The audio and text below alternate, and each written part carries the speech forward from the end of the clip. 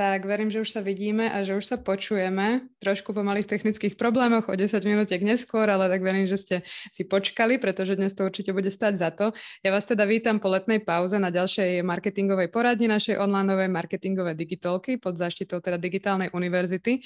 A rovno v tomto prvom diele vítam veľmi vzácneho hostia, ktorým je Mišo Pastier. Ahoj Mišo, vítaj u nás. Dobrý deň, dobrý večer, alebo kedykoľvek to počúvate.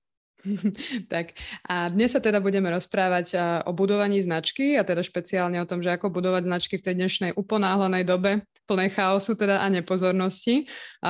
Myslím, že Michala netreba nejak špeciálne predstavovať, ale ak by náhodou niekto, že ho ešte nikdy nevidel, tak je to teda spoluzakladateľ agentúry Darwin and the Machines, to je teda tvoj taký najnovší projekt. Takisto teda stále pôsobíš v Go Big Name, čo je taká hybridná, teda nejaká brandingová agentúra, pre v minulosti teda aj Zaragoza, Expona, takže samé naozaj, že známe značky, toľko si toho stihol už za tvoj život.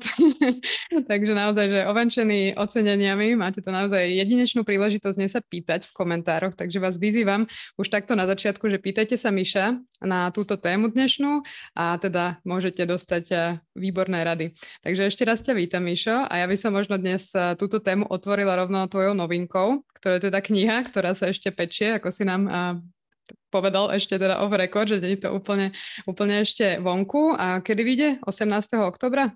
Verím, že z tlače konečne uvidíme 18. októbra, takže ja nosím o sebe takúto maketu ako Steve Jobs, keď fejkoval prázdnymi krabicami, koľko má počítačov vyrobených, tak akože bude takáto veľká, žiaľ, alebo chvála Bohu, ale toto je naozaj, že maketa. Ja som si prvýkrát včera vytlačil fax copy, že vnútro, aby som to mal pred sebou, že ako to je, takže ono to vyzerá asi takto. Takýto štos sa mi tam smiali, že preboha, že čo to je, že či to mám do školy, či chodím študovať, že žiaľ som to písal. Takže ono to je asi takéto. Ja som zistil, že vlastne vytlačiť si to je drahšie, ako si to kúpiť. Takže ako keby, keď si to budeš si kopírovať, alebo čo, tak je to fakt nezmysel finančný, oveľa jednoduchšie bude si tú knihu kúpiť. Takže to je taký teasing, hej, že nekopírujte Mišovú knihu. Je to drahé, už akože, to strašne dlho to trvalo celé, to bolo hrozné. Takže radšej si potom kúpte, keď bude vonku, určite. A môžeš nám dať možno taký teasing, že prečo by si ju mal vlastne niekto kúpiť, že prečo si ju ty napísal a pre koho si ju napísal? Tak po tých, neviem, až 19 rokov v tejto branži už to nejak vo mne tak kypelo, že chýbalo mi niečo naozaj že praktické, že som zakladateľ a don't bullshit me a že proste dajte mi casey a ukážky naozaj niekoho, kto to robil, ako to robil a možno nie z pohľadu grafika, nie z pohľadu nejakého gigantického mega stratéga, ktorý proste rieši ezoteriku, neviem čoho všetkého a potom to neviem čo, ale že podnikateľská kniha. Takže kniha od podnikateľa k podnikateľom, ktorí zároveň ako keby, že potrebujú riešiť tú značku, možno neveria tomu tej značke a preto nech si vymenia to slovo značka za firmu. A aby toho nebolo málo, tak je to naozaj, že 429 zmienok o produktoch. Čo je fakt, že ako keby snažil som sa, že či je človek B2B, B2C, vyrába, neviem, obaly pre škrečky, ja neviem, tak tam nájde nejaký case, lebo ľudia sú takí, že nevedia si predstavovať všeobecné pravdy. Mm-hmm. Tak tu máš vody, tu máš konzultačný biznis, tu máš budovanie osobnej značky, tu máš rady od Rytmusa, tu máš rady od neviem koho. Že naozaj, že chcelo to byť ako keby rôznorodé, aby sa tam rôzni ľudia našli, aby im to reálne prakticky pomohlo a aby to bolo čo najpraktickejšie, to znamená naozaj, že krok za krokom proste uvedomím si, že idem dať výpoveď vo firme alebo študujem a hovorím si, že ty vole, že bolo by super na konci štúdia si kúpiť byt, že asi potrebujem nejaké peniaze na konci štúdia, že čo robiť, tak vlastne tam ako niektoré kroky, ktoré mi pomôžu takéto niečo budovať, možno popri tom, čo už práve teraz robím, alebo možno som aj proste veľký marketingový riaditeľ, ktorý robí rebranding. A teraz vlastne, čo sme zistili za tých rokov, že tu vlastne nepozrú, aké sú rebrandingy, aké sú postupy. Oni sa vždy nechajú tak prekvapiť od tých agentúr, že wow. Oni si nepozrú, ako fungujú rebrandingy, aké sú efekty rebrandingov. Takže sú tam tie veci. Je tam spísané od investičného fondu, kde vlastne sme tiež investovali Czech Founders Fund. Od chalanov je tam presne, že veci, ktoré zaujímajú investorov. A vy si môžete povedať, ja to robím pre seba, ja som lifestyle brand, neriešim investorov. Nevadí, ale budete vedieť, aké sú metriky, ktoré zaujímajú a podľa toho viete viesť svoju firmu, marže a teda. Takže zrazu že nebavíme sa o tom, že či fialové logo niečo, neviem čo spôsobí, ale bavíme sa o slovách ako je marža, distribúcia alebo proste konzistencia, možno zákaznícky servis. Takže ono to je skutočne taká, že kniha o začatí rozbiehaní dlhodobého podnikania v tejto dobe chaosu. Že dá sa to nazvať aj takou príručkou, lebo tak mi to prišlo, že také naozaj Je že to praktické, príručka. čo by... Ja som to mal v hlave presne veľmi sa teraz trafila, že ono by to nemalo byť také, že moje pamäte, a pamätáte, ako sme pred tými 12 rokmi, alebo keď sme robili tú fofulu, to bolo ťuhaja, hej, že to nemá byť také, že okolo ohňa dedo rozpráva, ale naozaj ísť krok za krokom s tým podnikateľom, alebo podnikateľkou, alebo tímom, a urobiť niečo, kde majú aj worksheety, to znamená nejaké zrazí auto, a tak vlastne tam sú proste veci, ktoré si môžete dovyplňať tie tabulky. Tam je napríklad taká, že skúška správnosti predstavenia chaos proof značky. Ja som si tu dneska vytlačil takúto vec, keď to vyzerá takto. A to je v knihe a to sú veci, ktoré vy si vyplňovať sami po sebe. A tam sú proste, že fakt, že veľmi jednoduché veci typu, že keby mal vyjsť článok o mojej osobe, ideálne by bolo, aby bol nadpis takýto. Keby mal vyjsť článok o mojej firme, ideálne by bolo, aby bol ten nadpis toho článku takýto.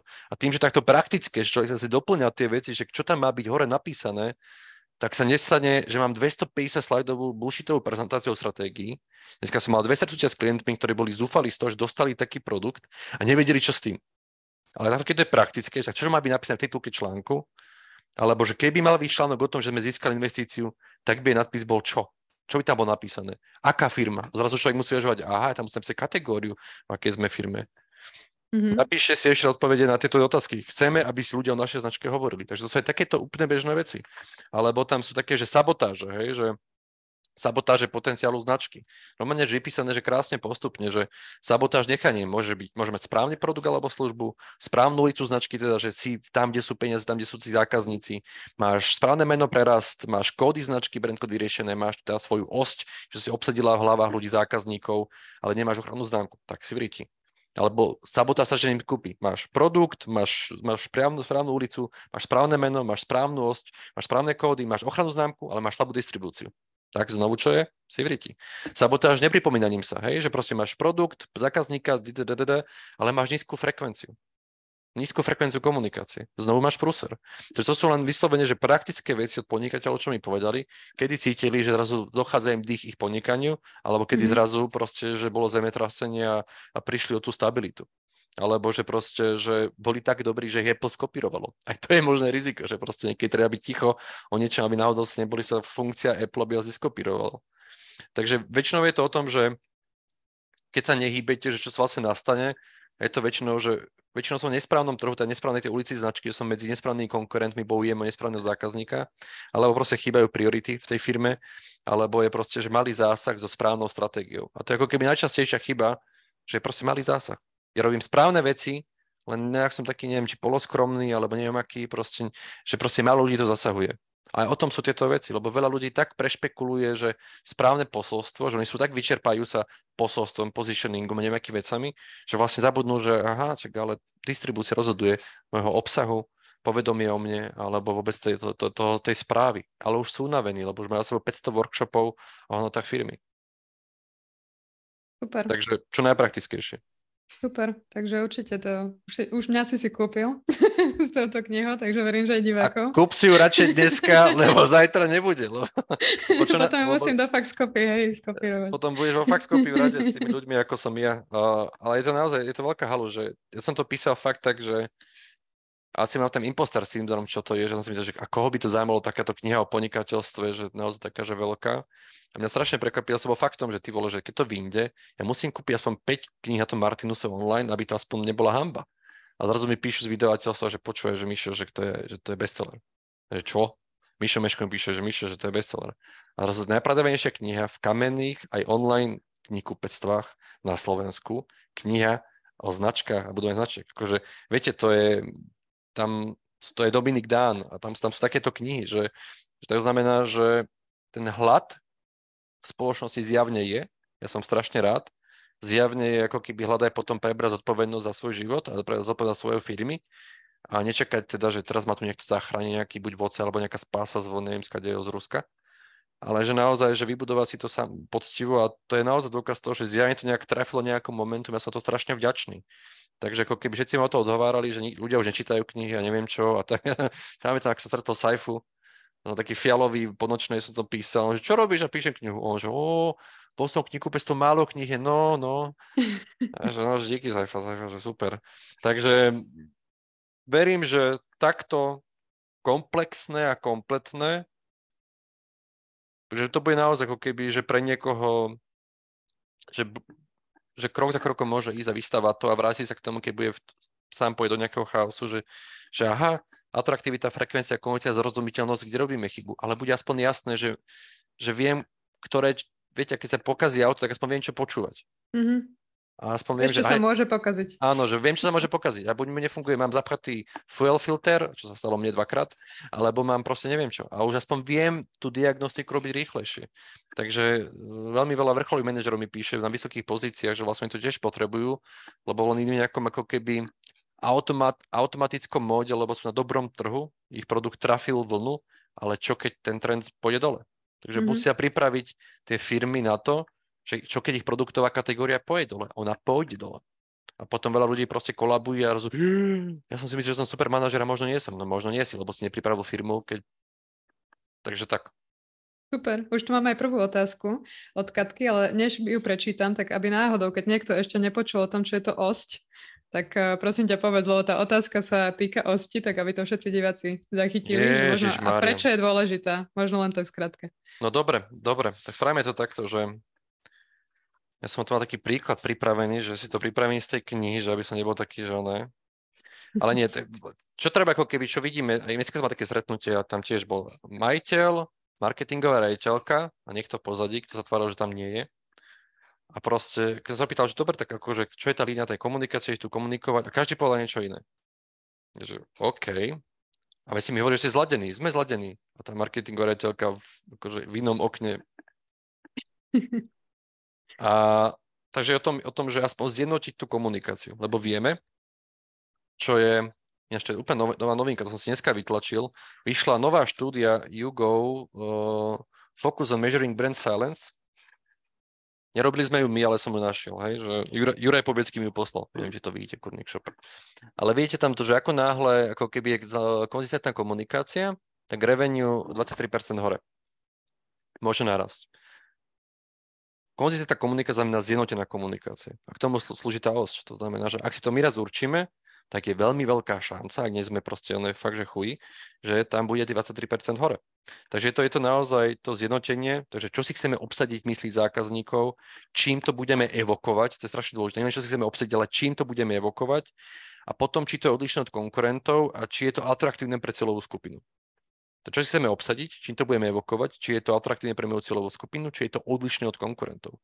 A vtedy zrazu naozaj máme ako keby, že obrovskú silu. A v tej knihe potom je taká celá časť o tom, ja to znovu takto ukážem, z toho tam asi vidíte také rôzne príklady.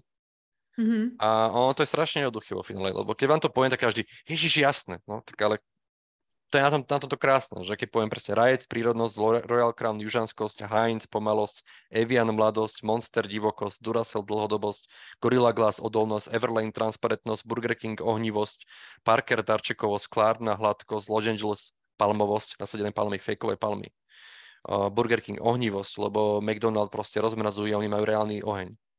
Že obsadím si niečo v tých hlavách a potom dávam ako keby tomu vizuálne kódy. Hej, Evian, tá mladosť, to boli tie decká, ktoré mali dospelácké tváre.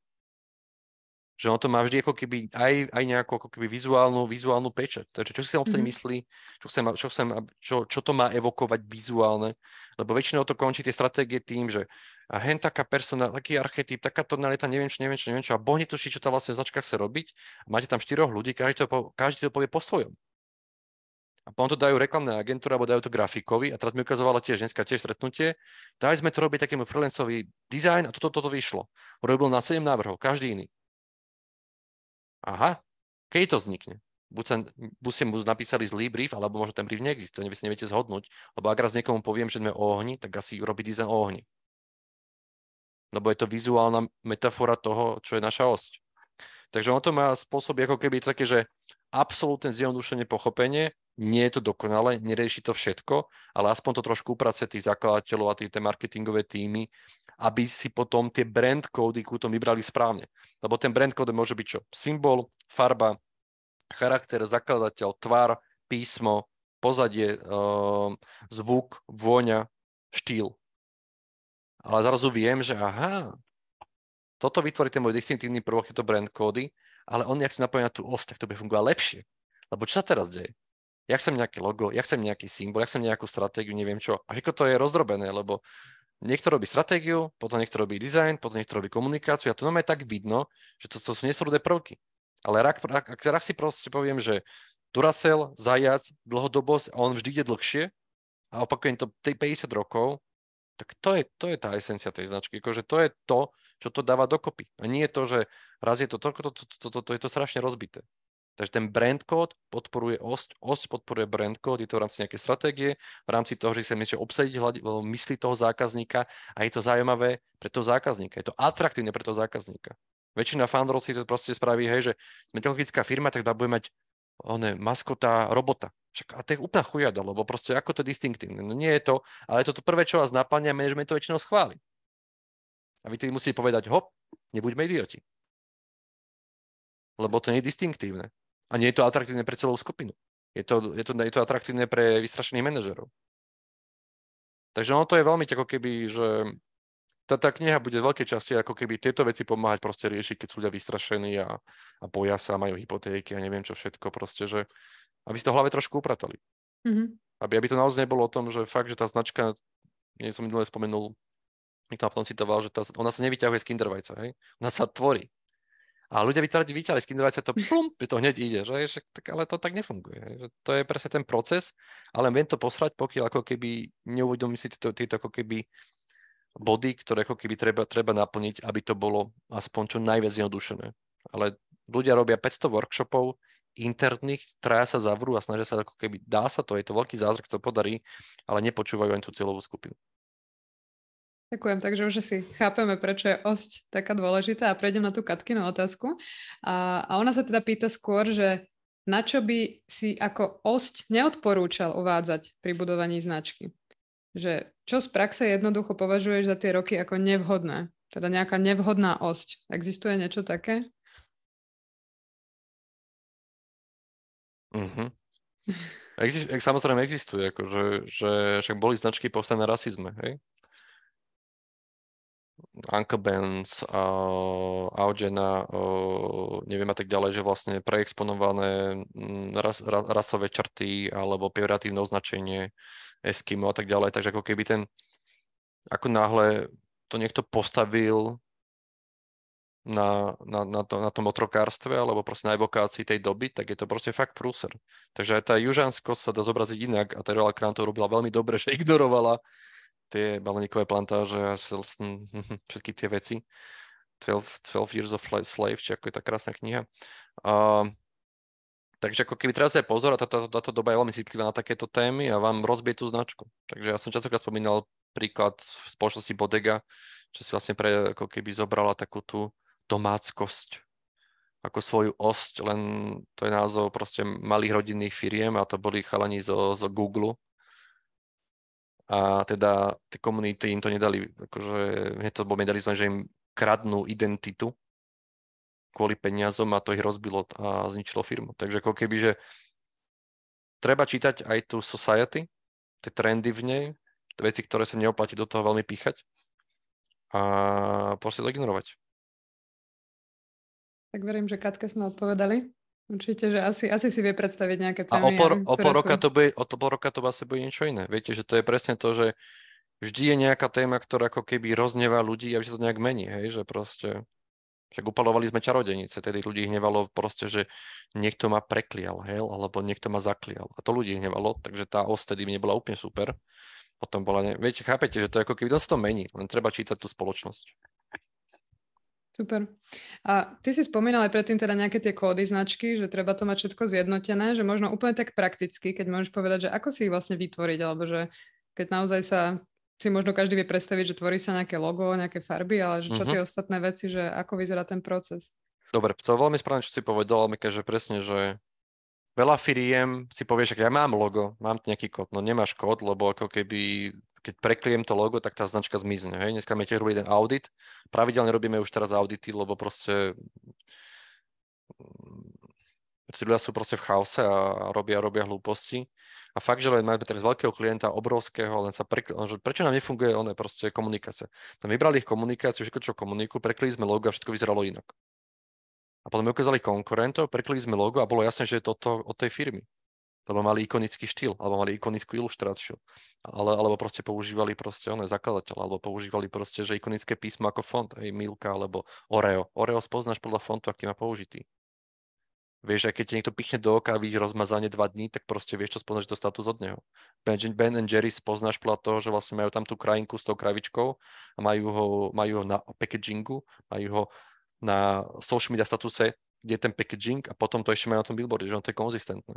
To znamená, že to nie je o tom, že však máme logo, ale pred máte, že pokiaľ to nepoužívate ako brand, to nie je to distinktívne, je to naozaj že viditeľné.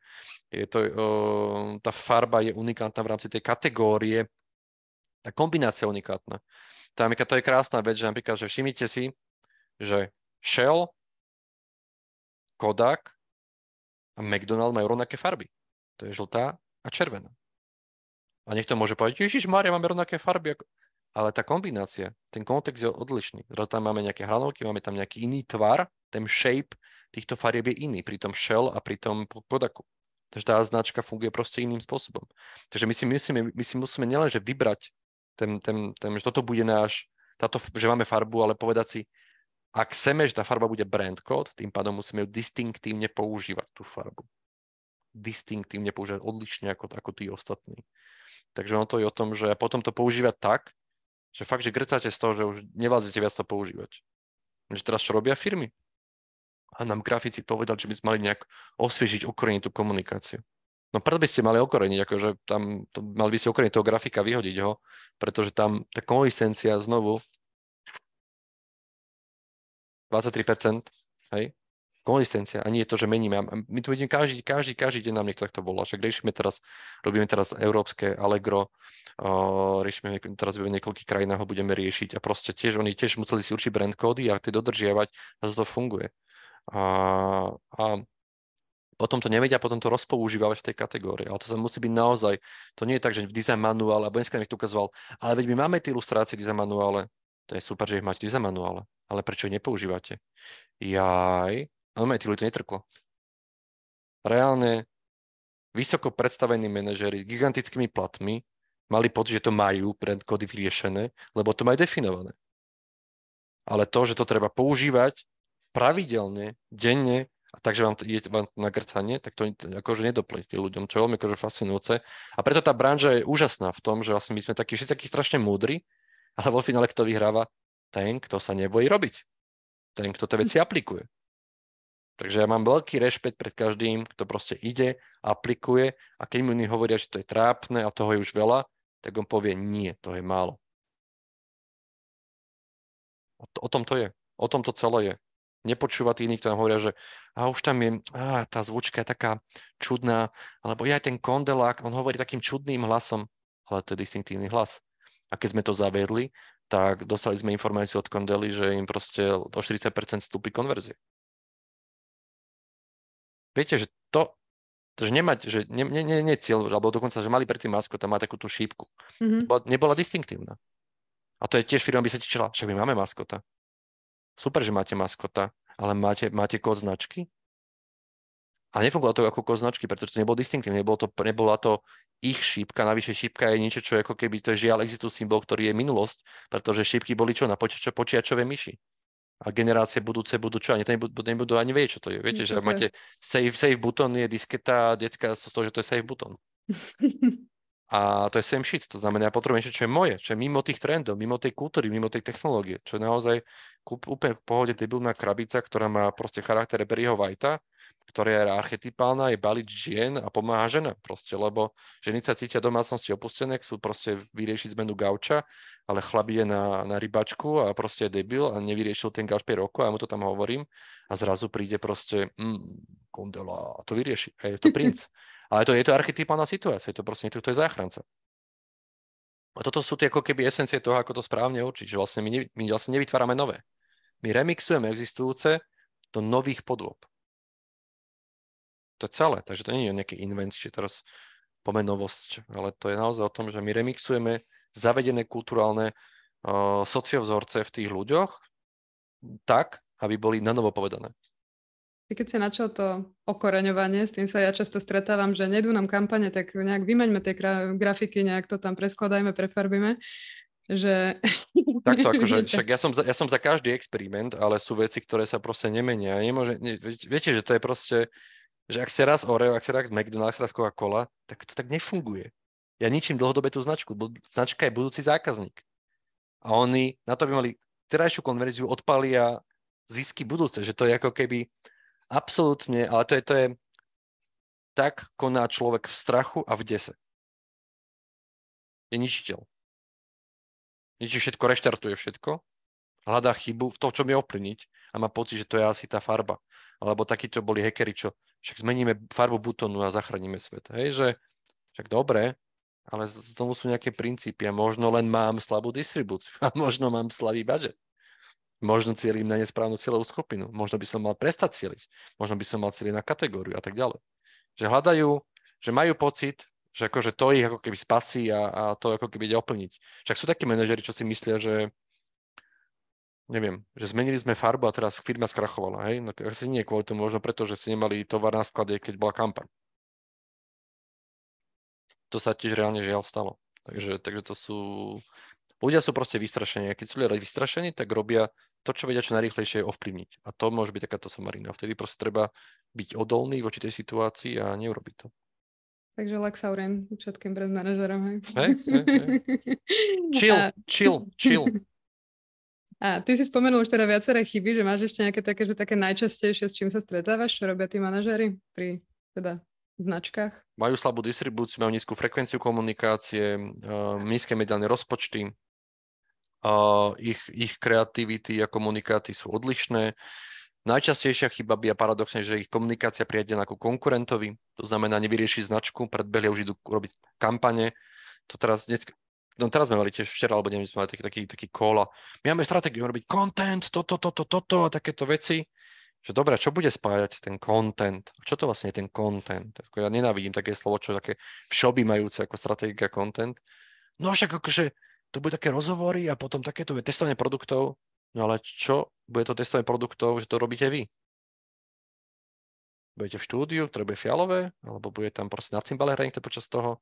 A bude to masket prezentovať, že vlastne, ak si nevytvoríme tie brand kódy v úvode, tak potom ako to chcem testovať?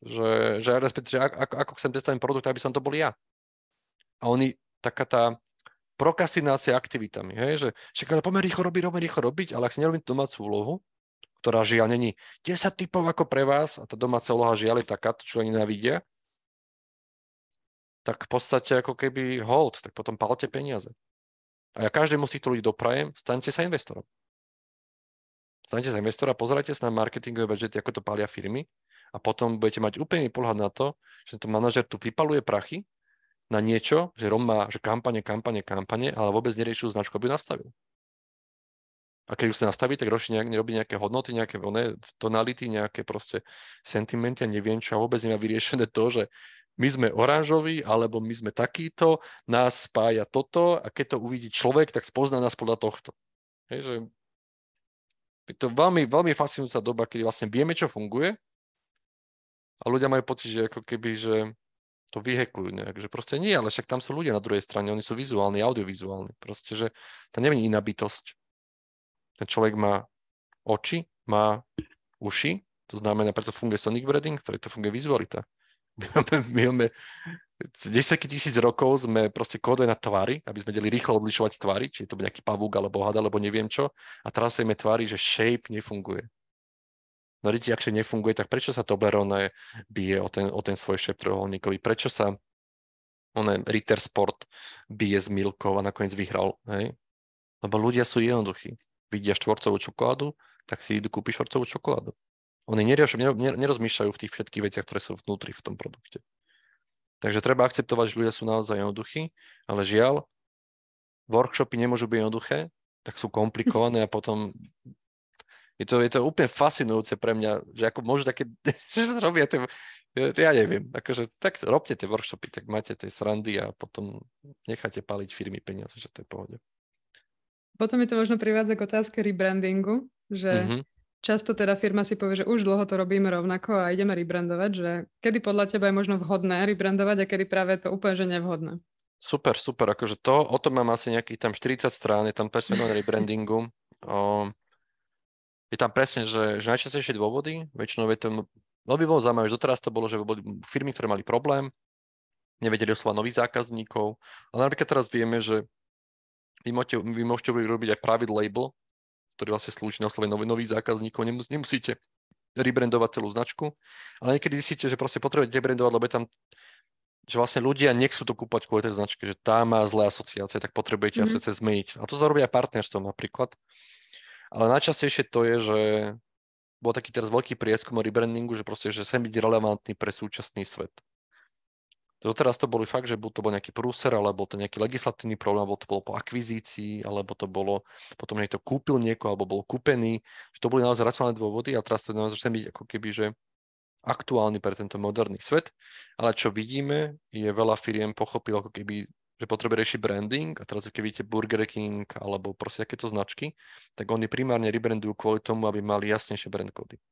Že napríklad im vyšla štúdia, že ľudia sa báli chemickosti. Burger King ako keby, že vedel, že tá modrá v ich identite je chemická umelá a ľudia začali sa báť chemickosti, tak jasne, že robili refresh značky. Na Slovensku to je refresh, v Amerike sa to volá rebranding, na Slovensku to ani rebranding, to je tiež akože názvoslovie, akože halust, ale OK, v Amerike je rebranding. A dali preč modrú a dali organické fonty, oblé fonty a tak ďalej, že proste oni vedeli, že nevieme rásť, lebo ľudia nám vyčítajú toto a preto robíme rebranding a tú značku zmeníme, aby nám to už nevyčítali. Takže má to aj racionálny podtón.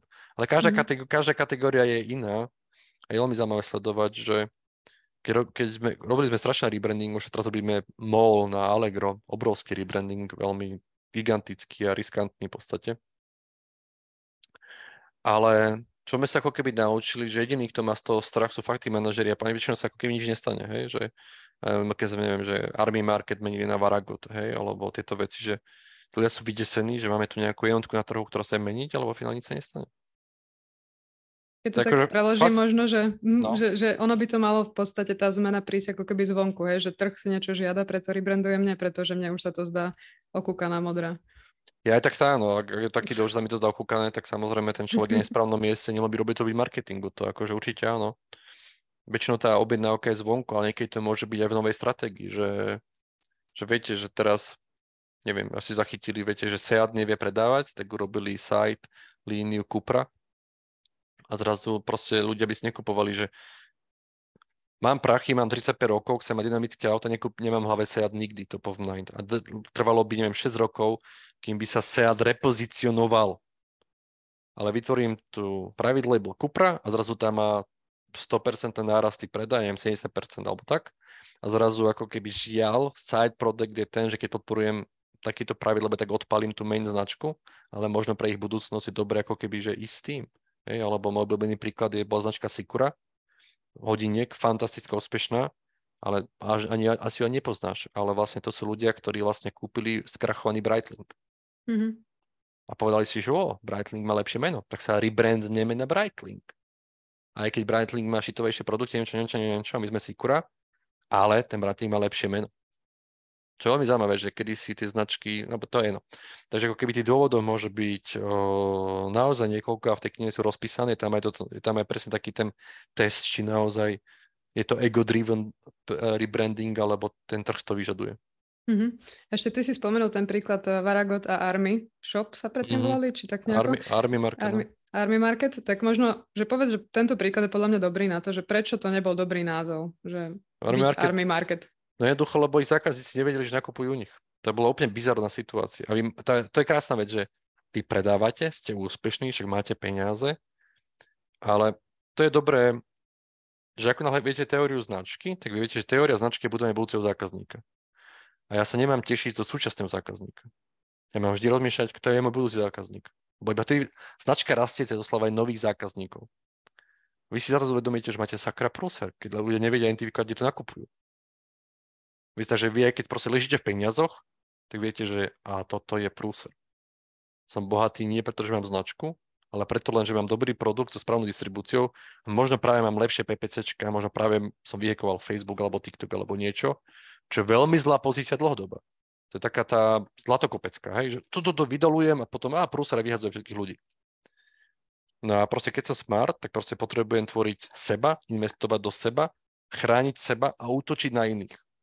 Keď sa volám generickou kategóriou, nemôžem investovať do seba, nemôžem chrániť seba a nemôžem nikoho napadnúť.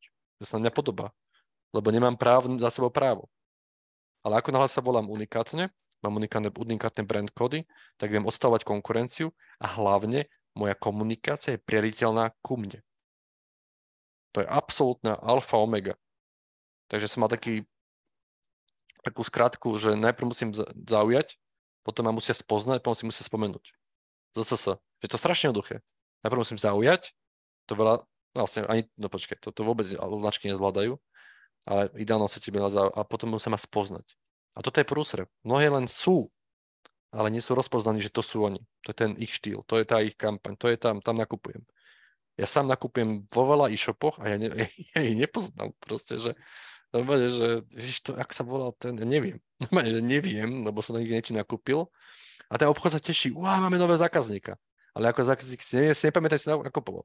Keby tam mali proste, neviem, oranžovú pandu, ktorá je na bicykli, tak aspoň si niečo pamätám. Že ľudia si povedia, my sme predsa third business, predsa nemôžeme tu na niečo takéto riešiť, aká panda oranžová na bicykli. A to je veľmi akože hlúpe. Lebo to je ego. Taká banka bola, ktorej sa smiali, že všetci, že to nebude fungovať a neviem čo, ja neviem teraz, ak sa volá, ja som to včera prvýkrát v živote počul, Manzo, tak nejaký španielský názov, to má úplne vtipné. A oni sú teraz v nejakých štúdiách vyšlo, že sú proste najrešpektovanejšia banková značka a oni prekonali Barclays, HSBC na svojich trhoch v trust. A keď máš vystrašený manažera, on si povie, že jak chcem mať trustful značku, tak si dám taký ten názov ako Berkeley alebo aj HSBC. A to tak nefunguje proste, že to tak nefunguje. Oni si dali koralovú oranžovú farbu, ale proste sú úplne na tom trhu, ale ľudia si ich pamätajú. A ľudia ich zaregistrujú. Ľudia vedia priradiť komunikáciu ku nim. Ale keď máš 16 modrých bank, ktoré robia, to je ďalšia veľká chyba komunikačná, že ak vám niekto povie, že bude super robiť koláž záberov, človek pozerajúce do okna, ďalší človek neviem čo, ďalší človek neviem čo, to funguje skvelo na marketingových prezentáciách, je to absolútne na hovno pre zákazníka, keď vidíme tie trackingové štúdie, ľudia to nevedia priradiť ku značke. A ktorá značka mala teraz tú sériu záberov takých rôznych nejakých a tak ďalej. A sú štúdie, ktoré hovoria, nerobte koláže, potom nejaké posúdy. Nerobte, lebo to vás nevie priradiť. A firmy to robia.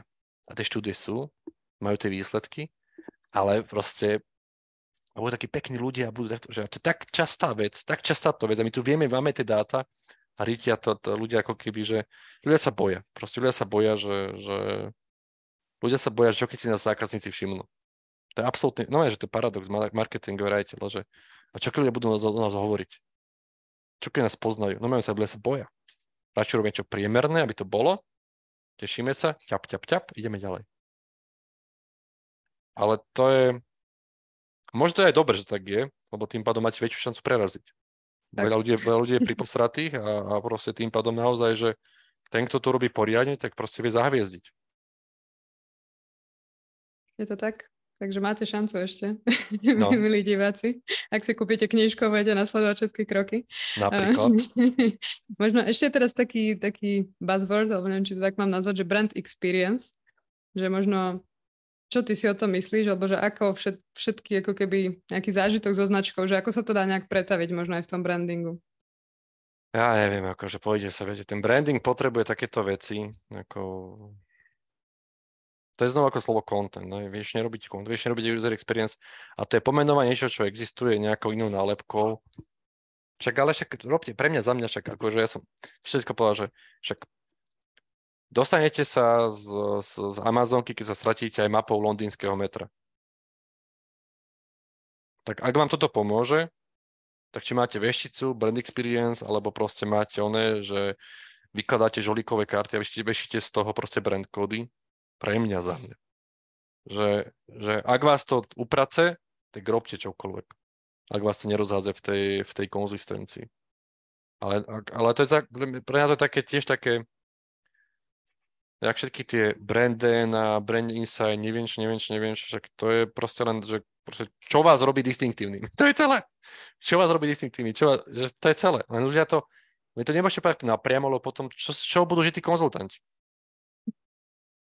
Že to sa vlastne, viete, že to je industry, ktorá vytvorí niečo, no všetci, hej, idú na tie kurzy toho a v finále tam zistia, že aha, veď to je iba o tom, aby nás zaregistrovali, spoznali, aby sa nejak s nami cítili, ale veď áno, je to same shit ako, neviem, či to tu mám teraz pri sebe, Walter Thompson mal, neviem, nejakých 80 rokoch minulého storočia úžasné veci proste vymyslené, ktoré sú stále ako keby aktuálne.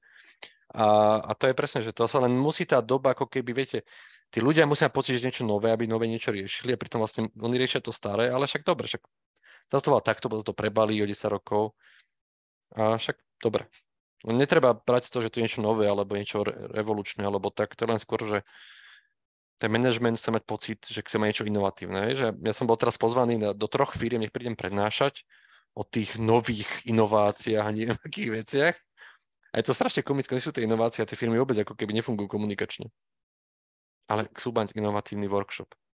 Ale to, že im nefungujú reklamy, lebo nie sú priradené ku ich značky, čo my vieme z brand trackingov, tak to nie.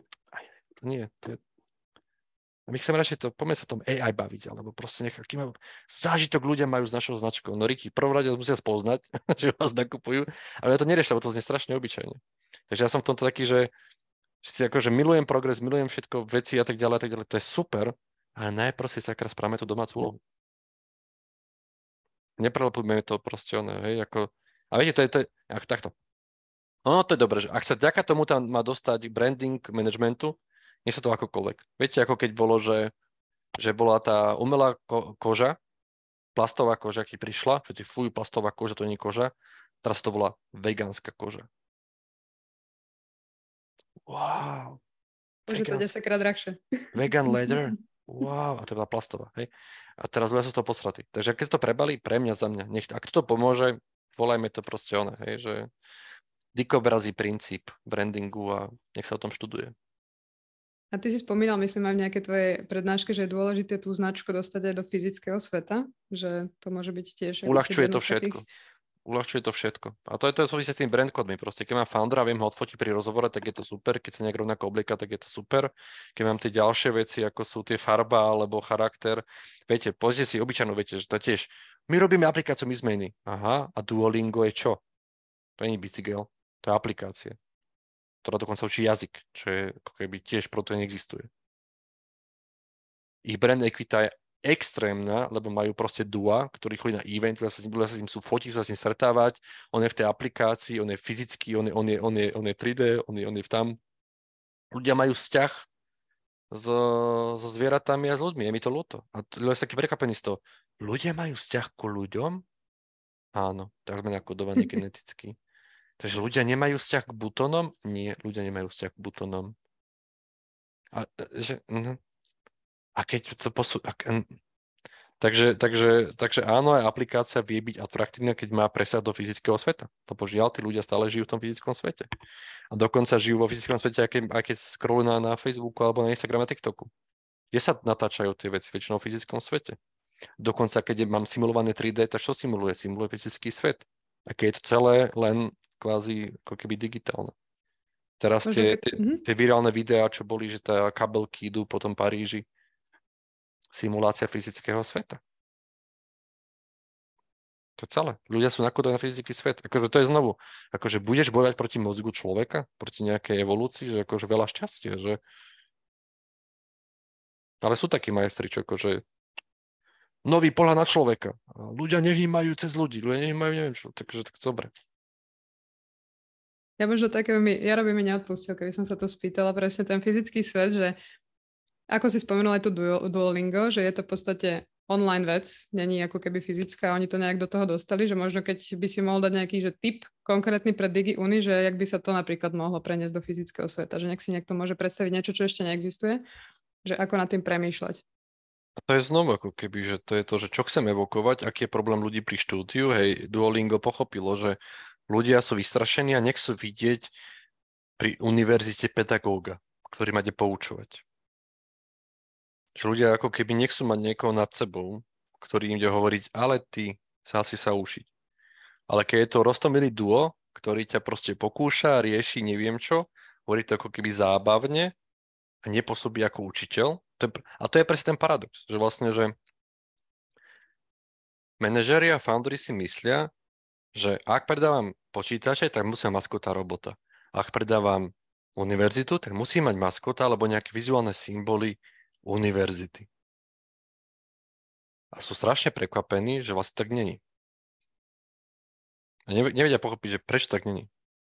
Lebo jablko nepredáva proste čerešňový sad, a či on je jablkový sad, ale predáva počítače. Ty vytvoríš tú novú asociáciu a to je najťažšie pre ľudí pochopiť, že tá značka sa dá budovať. A pre ten mozog je to oveľa atraktívnejšie, keď je to nové spojenie. Čiže niečo je symbolom niečoho. Hej?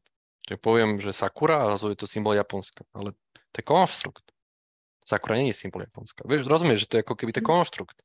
Ľudia sa boja konštruovať tie asociácie. Tie palmy Los Angeles, oni boli nasadené. To je celý fake. Hej? Že vlastne, ale vytvorí sa z toho niečo, čo ako keby takto je. Hej? Že len to opakovanie, to nečakané, že táto kategória to očakáva a teraz to mám inak. Ale znovu, sú podnikatelia a biznisy, to je napríklad, keď boli dotácie na solárnu energiu, tak sa tedy premenovali tisícky firiem a volali sa solár, neviem čo, hej. Chápete ten rozdiel, že jedna vec, že budujem značku preto, aby proste som rozdiel nejaké podnikanie, nejaký biznis zámer a potom sú ako keby tí zlatokopy, vidia solár, idú, vidia elektrika, idú a nazvú sa, hej, že Solar Energy. Berú dotácie Solar Energy a ťahajú investorov Solar Energy. To je úplne iný štýl. A to sa mení, hej, Solar Energy, potom, neviem, elektrické batérie, potom, neviem, proste, že chápete, že tam, kde idú prachy, ako keby zo štátov, a proste, že z veľkých korporátov, tak sa podľa toho pomenujem. Bez žiadnych, ako keby nejaký extra brand kódov, lebo tým ľuďom nejde. Tam ide o to, že vykešovať to za 5 rokov a čau. Aj tak sa to robí podnikať. A preto je dobré v tej úvodnej fáze, budem citovať samého seba, ktoré sa volá zrkadlo, sa pozrieť proste, že aký som štýl človeka a aké podnikanie obdivujem. Obdivujem proste tú rodinnú firmu zo Slovenska, čo robí mikrofóny pre celebrity v Amerike, alebo obdivujem proste niekoho, kto ťahá eurofondy a chce mať proste Lambo o 5 rokov. Alebo obdivujem niekoho, kto proste, že je dobre si povedať, že vlastne ku komu ja zhliadam. Mm-hmm. A zrazu celé tie fázy idem podľa nich, ale sa správam inak v tých fázach. Nejdem podľa distinktívnosti oproti konkurentom, idem napríklad tak, aby som bol atraktívny pre štátnu zákazku. Čo je iný postup. Tam nemôžem prekvapovať, alebo na faktúre, alebo rozumiete, že to je úplne niečo iné. A preto, ako keď nemám rád také tie univerzálne pravdy a že takto to je, preto je tam žiaľ 600 strán, lebo tam je to berené z tých rôznych vrstiev. Lifestyleový biznis, taký biznis, taký biznis, taký biznis. Nie je to len, že jeden štýl značky. Sú univerzálne veci, ktoré sme si povedali v úvode. Hej, keď mám slabú distribúciu, tak jasné, že to bude prúser. Ale, takže dobré je, že čo verím, že keď človek spozná tie možnosti, tak sa bude lepšie rozhodovať. Ale keď nepoznám možnosti, tak ako sa rozhoduje? Ťažko. No alebo nesprávne, alebo proste idem proste, že neviem si vybrať.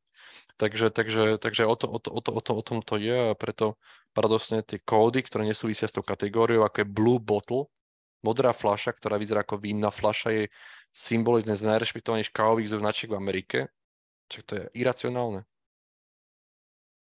Totálne, že hej, že alebo Starbucks má tú sirénu morskú, hej, však slaná voda, fuj, slaná voda, čo má s kávou? A ľudia sú takíto, boja sa takého, nechápu, že aha, ten morský symbol v káve to je to distinktívne. Nie, že tam bude ďalšia ona šálka.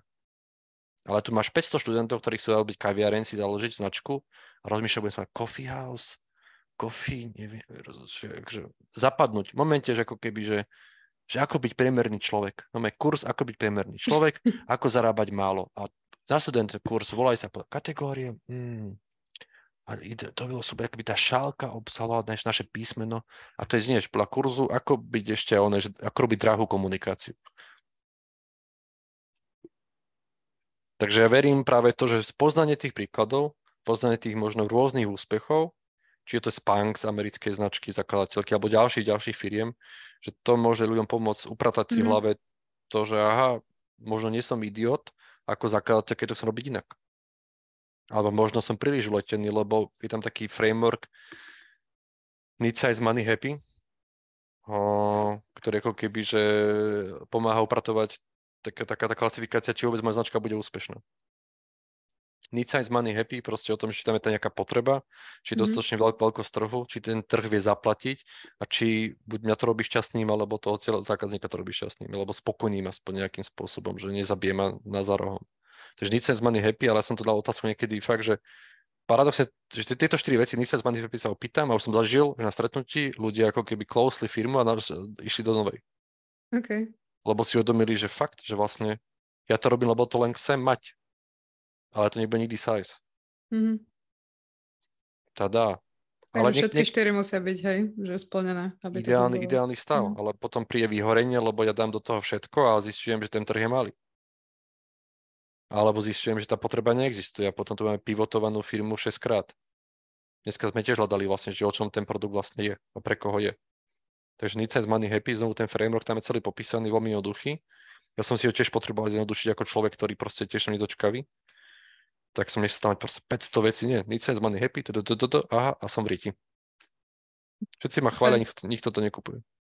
Ešte vlastne aj tento stream, aj tvoja kniha má ten podtitul, že ako zaujať v uponáhlanej a teda dobe nepozornosti. Je vôbec nejaký rozdiel, že ako zaujať teraz a ako to bolo možno kedysi, keď je extrémny rozdiel. Extrémny rozdiel je akože znovu ako, síce ja pôsobím, neviem ako, ale akože robím to už tam 20 rokov. A to je dosť veľa teda, že akože fakt, že teraz idem povedať ako ten dedo od toho ohňa. Ale že viete, že keď to bolo strašne ľahké. Stačilo byť. Stačilo byť v obchode, stačilo byť v telke.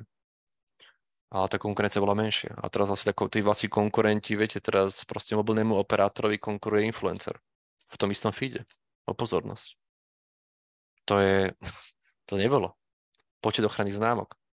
To nebolo. To rastie takým šialným tempom ochranné známky, lebo aj influenceri chcú ochranné známky. Private label majú ochranné známky. Dropshipping má ochranné známky, Riti. Takže ľudia, čo nevyrábajú im produkty, nerobia im distribúciu, len kupujú reklamy na produkty, ktoré premenovajú, aby predávali. A tá konkurencia nebola. Nikdy nebolo také masové proste, že a tiež, že vlastne ľudia sú konštantne na mobilných telefónoch.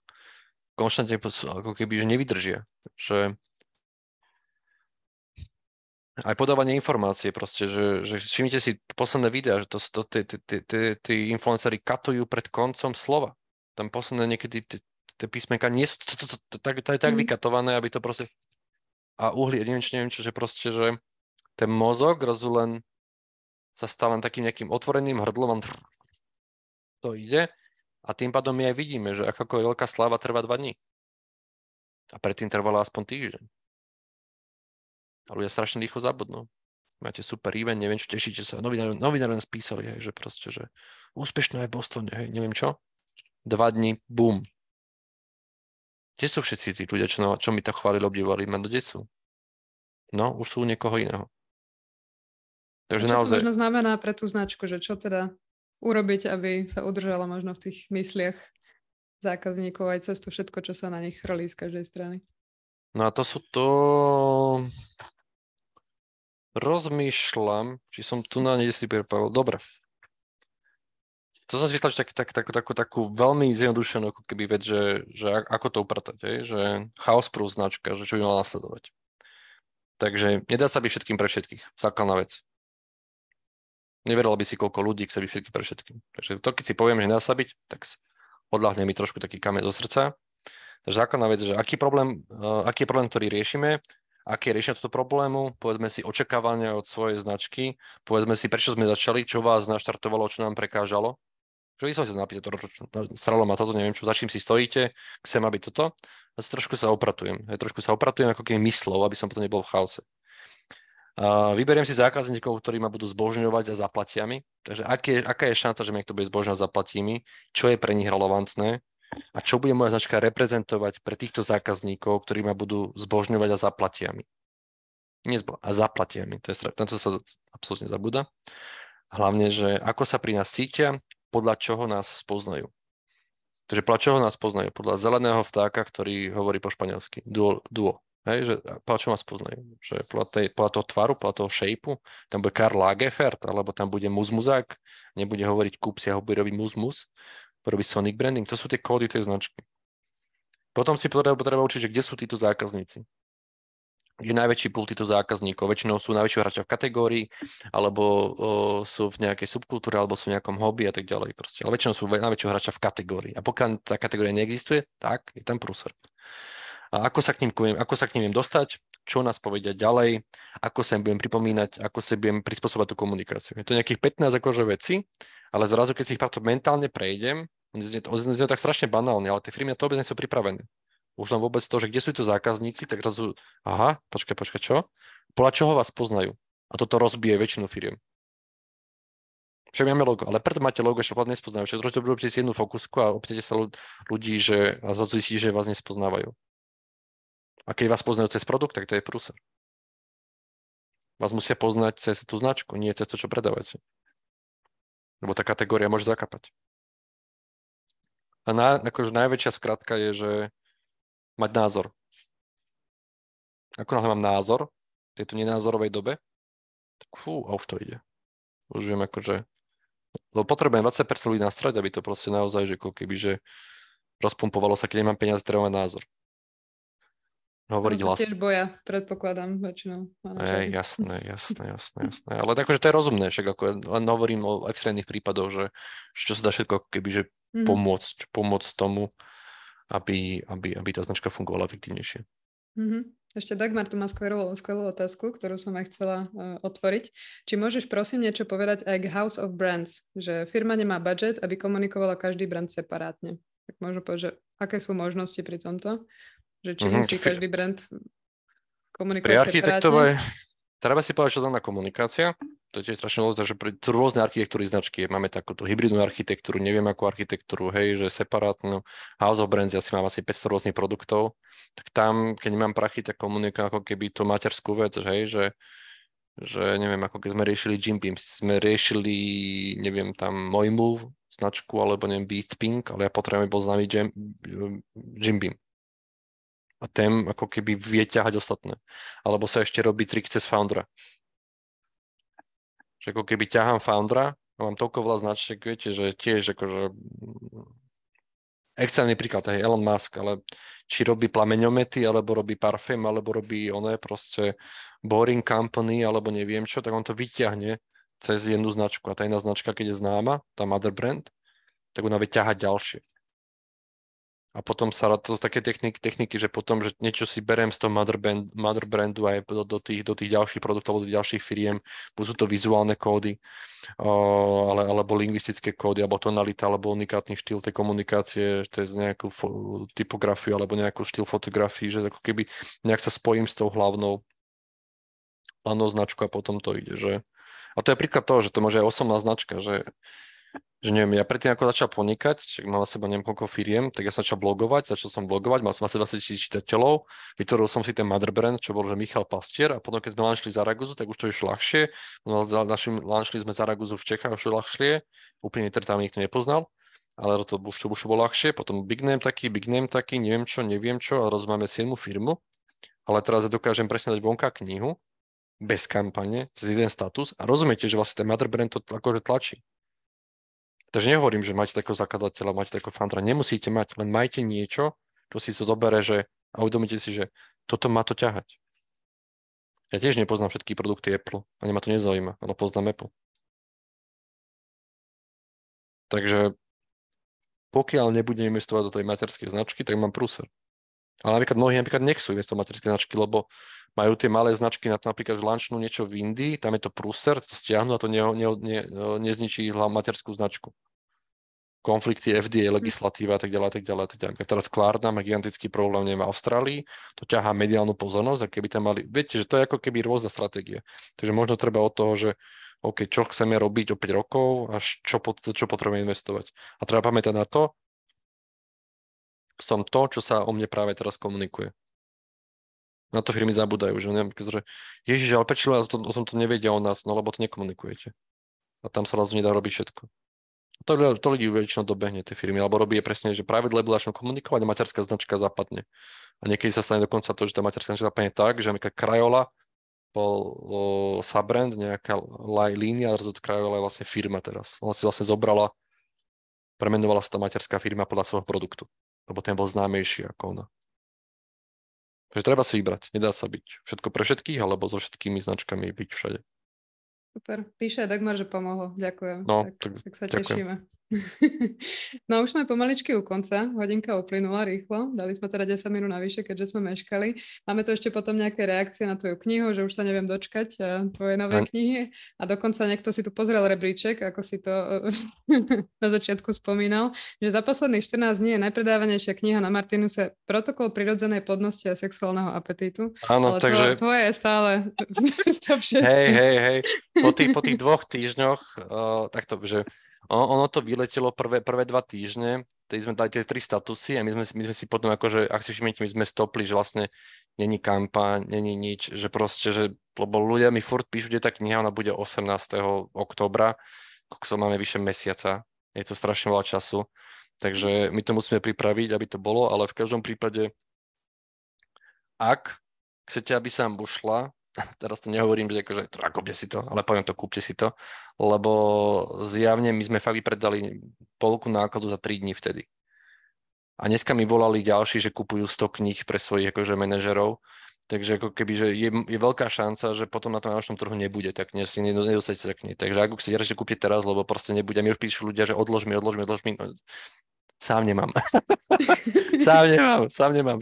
Tlačím si to. Našťastie máš tento draft. Áno, toto si tlačím a urobím o to potom niekedy súťaž. A je to strašne hrozné, potom to pokope, ale je to super, lebo... Aha, to je zaujímavé. Dobre, takže áno, prosím, že tá kampaň ešte len príde, ale možno nepríde, lebo sa mi nebude chcieť a možno už nebude treba. Takže ak chcete niečo, konajte teraz, prípadne si, neviem, takto ďalej. A berte to naozaj tak, že je to veľký sumár, je to sumár aj tých pracovných zošitov, aby ste boli samostatní, aby nemusel pastier teraz ste mu platiť konzultácie, ale ste si proste že mohli to riešiť. A nie je to o tom, že pastierové názory, je tam veľmi veľa rôznych ľudí oslovených a napríklad budete tam mať, napríklad je tam takýto celý framework a to je framework Sequoia Capital. A to je zrazu akože Sequoia Capital, veľký investičný fond, ale to vám strašne pomôže. Že presne, že na čo sa oni pozerajú, že obchodný model, hej? Why now? Prečo teraz? A to sú strašne dobré veci na, neviem čo, alebo tam je taký, že ťahák Christophera Eschera. Proste toto sme tam získali tiež. Takže to nie je len, že tu na paste niečo vymyslel, ako neviem, akože áno, pár vecí som vymyslel, akože tento checklist, robíte si svoj naming, hej, do firmy. Tak nebudete platiť nám za konzultáciu, tak si to urobte tu nás sami a budete spokojní, šťastní a vesmír bude všetky lepší. Takže ono to nechce byť také, že takto to robte a poserte sa. Nie. Toto sú princípy, toto sú veci, môžete to robiť sami, alebo to môžete skonzultovať, ale aspoň budete spoznať tie možnosti a preto je to žiaľ takéto veľké.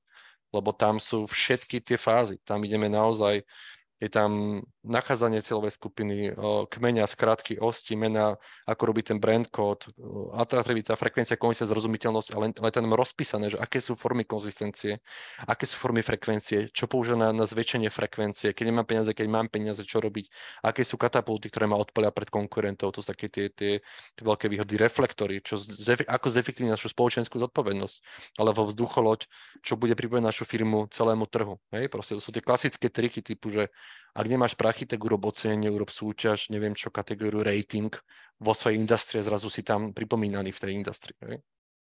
Keď robí Forbes rebríček firma roka, na to berú, že ježiš, to je jasné, že Forbes, ale opäť, to je jedno médium, ktoré vymyslelo niečo, teda všetci sa tam trasú, aby tam boli. To je tá vzducholoď, tým pádom pripomínajú sa celý rok, lebo robili nejakú... A to sú znova veci, ktoré môžete robiť ako komerčná spoločnosť. Nemám prachy na kampaň, tak si urobím svoju vzducholoď. A to je to uvažovanie, že ľudia majú pocit, že ježiš, my potrebujeme kampaň a teraz sa tam trápia a hádžu sa o zem. Ale možno vám stačí vyriešiť značku, vybrať si ten reflektor alebo katapult z vzducholoď a vôbec neriešiť ako keby, že kampaň ako takú. To je presne. Takže verím, že toto mnohým pomôže odstrániť také tie nánosy, že komunikácia to sú tie kampane a musíme takéto veci robiť, možno nie. Možno to o nejakých iných veciach, ktoré budete proste živiť tie firmy A čuduj sa svete, existovali firmy, aké neboli reklamné kampane. Prečo ako to existovali? A to sú veci, ktoré sa nehovorí, lebo na to nie sú konzultanti, aby na tom zarábali. Super. Ďakujem, už teda sme naozaj že na konci. Ale ak ešte máš niečo na srdci, možno čo by si chcel odovzdať svetu, tak kľudne ešte daj na rozlúčku posledné slova. Nie, akože všetko, veľa spite veľa vody, hydratujte sa, lúbte sa a všetko bude fajn. Takže hlavne sa neberte vážne, akože fakt, že akože ľudia sa príliš berú vážne a potom trpia všetci okolní. Takže nebrať sa vážne, všetko bude lepšie. Super. Ďakujem ti veľmi pekne, Michal, za to, že si tu strávil s nami teraz poslednú hodinku a že si nám odovzdal všetky tieto informácie. Majte sa krásne.